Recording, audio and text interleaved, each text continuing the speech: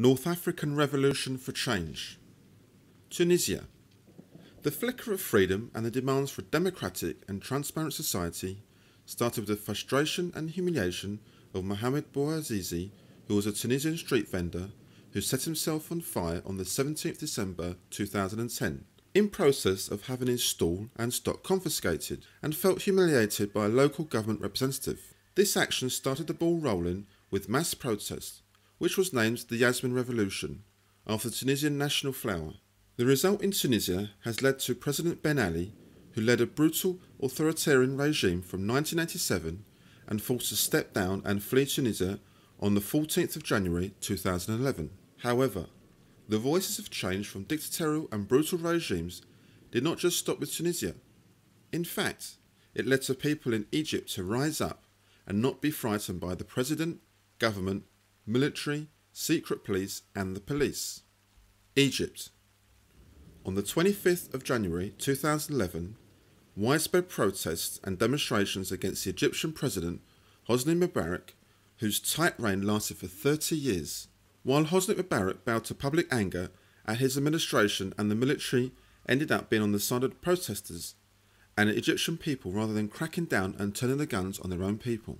Hosni Mubarak finally stepped down as his support by the military and those around him waned, and he went on the 11th of February 2011.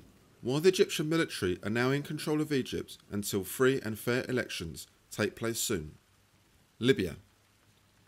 Meanwhile, in Libya, people could see the protests and demonstrations and disobeying curfew orders in neighbouring Tunisia and Egypt, and began their own uprising by protesting and demonstrating across Libya, reaching the capital Tripoli by the 20th of February 2011.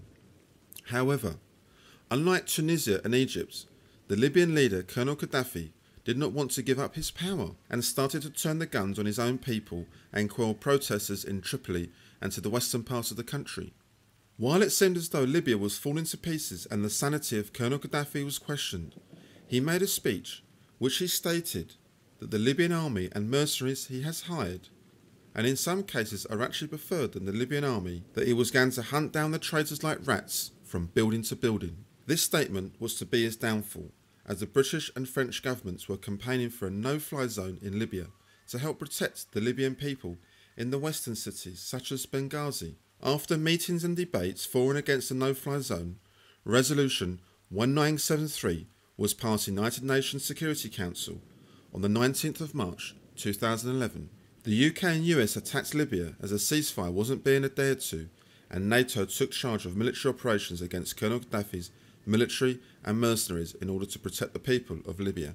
Further attacks by British, French, American, Qatari fighter planes have attacked Libyan air defences, military hardware such as planes, tanks and heavy artillery in order to protect the Libyans, first in the western cities like Benghazi and ones before them.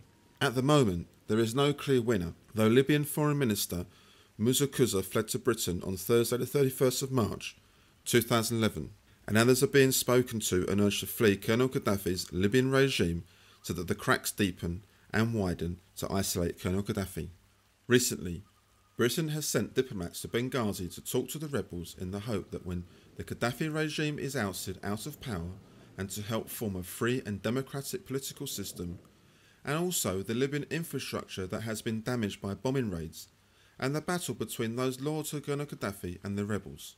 There will be many twists and turns regarding Libya, as the setup of the country differs from both Tunisia and Egypt.